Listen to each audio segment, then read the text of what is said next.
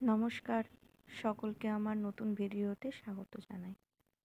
আজকে আমি আলু দিয়ে রুই মাছের ঝোল বানিয়ে দেখাবো। প্রথমে আলুটাকে আমি ছিলে নিলাম ভালো করে।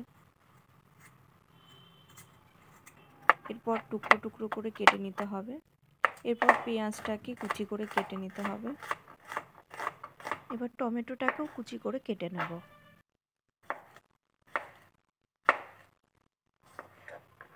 এখানে মাছটা নুন হলুদ দিয়ে মাখিয়ে রেখেছি।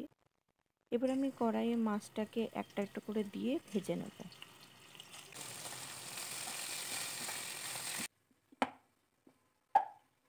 এবার আমি আদা রসুন আর লঙ্কাটাকে বেটে নেব।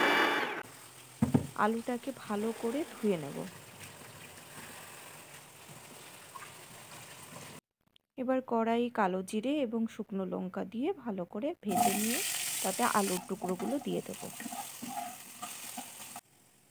আলু ভাজা হয়ে গেলে পেঁয়াজ আর টমেটো দিয়ে দেবো। এরপর বাটা মশলা আর নুন হলুদ জিরে লঙ্কার গুঁড়ো অল্প সামান্য চিনি দিয়ে ভালো করে মশলাটাকে কষাবো। মশলা কষা হয়ে গেলে এবার গরম জল দিয়ে ঢাকনা দিয়ে ঢেকে রাখতে হবে 10 থেকে 15 মিনিটের জন্য। ঢাকনা খুলে এবার দেখছি ঝোলটা ফুটে গেছে। এবার মাছগুলো দিয়ে দেবো। ওপর থেকে একটু কাঁচা লঙ্কা আর গার্নিশিংয়ের জন্য একটু ধনেপাতা কুচি দিয়ে দিতে হবে।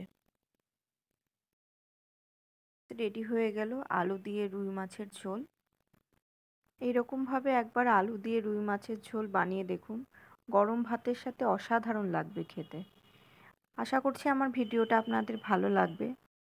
আমার ভিডিও যদি আপনারা আবার দেখতে চান তাহলে অবশ্যই আমার চ্যানেলটিকে একটা সাবস্ক্রাইব করে দেবেন। ধন্যবাদ।